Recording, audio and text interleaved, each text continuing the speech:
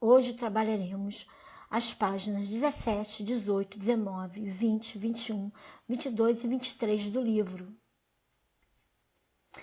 Vamos à leitura do texto. Acompanhe a leitura da página 17 do texto. Animais. Os animais são classificados em dois grupos principais. Aqueles que apresentam coluna vertebral são os vertebrados, enquanto os que não têm são os invertebrados. Esse último grupo compreende cerca de 95% de todos os animais invertebrados. Alguns animais invertebrados possuem corpo macio e desprotegido, como as esponjas, as águas-vivas e os vermes. Muitos desses animais vivem na água, mas alguns vermes vivem na terra. Outros invertebrados têm o corpo coberto e protegido, como a estrela do mar e o ouriço do mar, que tem a pele dura, coberta por pontas ou espinhos rígidos. Eles vivem nos oceanos e são chamados equinodermos. Os invertebrados com pernas articuladas são chamados artrópodes. Eles têm uma cobertura dura chamada exoesqueleto. Vivem tanto na terra quanto na água e são encontrados em todo o mundo. Insetos, aranhas, crustáceos e centopeias fazem parte desse grupo. Vertebrados. Os peixes são os vertebrados mais antigos de que se sabe. Vivem na água e são cobertos por escamas, geralmente apresentando um esqueleto ósseo. No entanto, tubarões e arraias têm um esqueleto feito de cartilagem, que é um tecido forte, mas flexível. Vamos à leitura da página 19, derivação e composição de palavras. Você já sabe que radical é o núcleo fixo de significado de uma palavra, servindo de base para todas as palavras da mesma família. A partir do radical, formam-se todas as outras palavras de nossa língua. As palavras existentes na língua portuguesa podem ser formadas por dois processos, derivação ou composição. Formação de palavras por derivação. Temos derivação quando uma nova palavra é formada a partir da junção de prefixos e sufixos ao radical de uma palavra primitiva. Prefixos é a parte que vem antes do radical. Sufixo é a parte que vem depois do radical. Com essa junção, forma-se então uma nova palavra. Os prefixos e sufixos alteram o sentido dos radicais das palavras primitivas. A formação de palavras por derivação pode se dar de várias formas, sendo mais comuns. A derivação prefixal, quando um prefixo é colocado à frente do radical. Temos a derivação prefixal.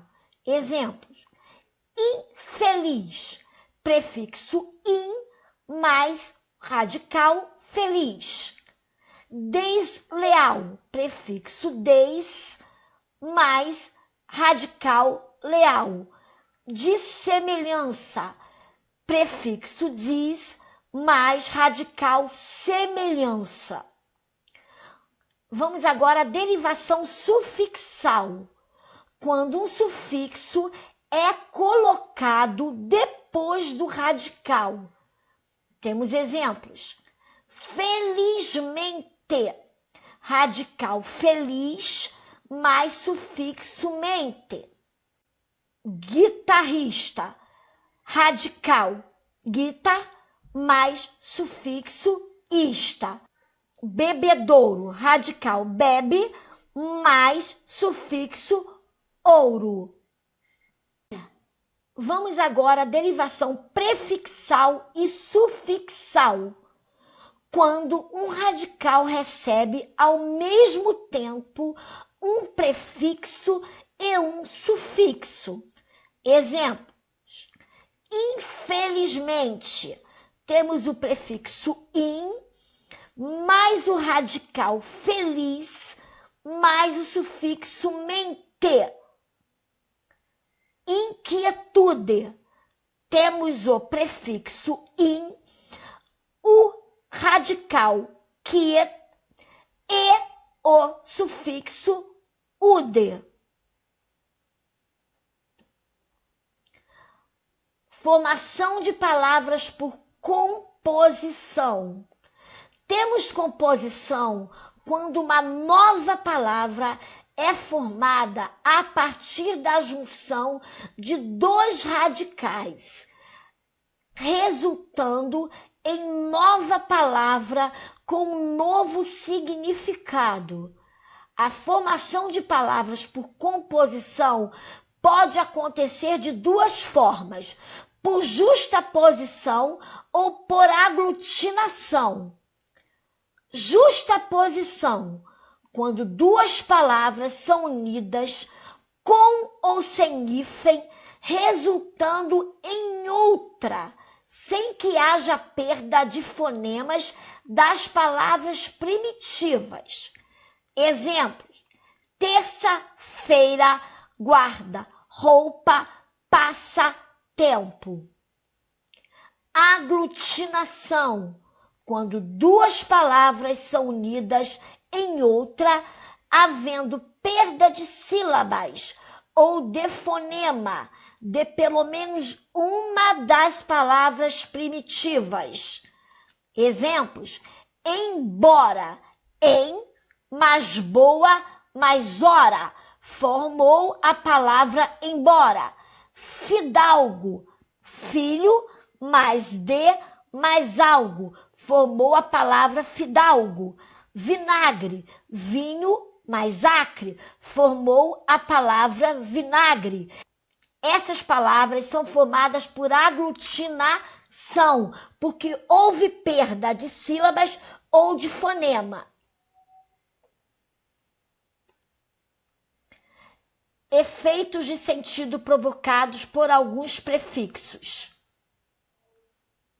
Você já sabe que os prefixos são elementos que se juntam aos radicais das palavras para alterar seus sentidos originais. Vamos conhecer melhor os efeitos de sentido provocados por alguns deles. Prefixo in tem efeito de negação, privação. Exemplos: ingratidão, intolerância, indocilidade. Pode causar também o sentido de movimento para dentro, como induzir. Atenção!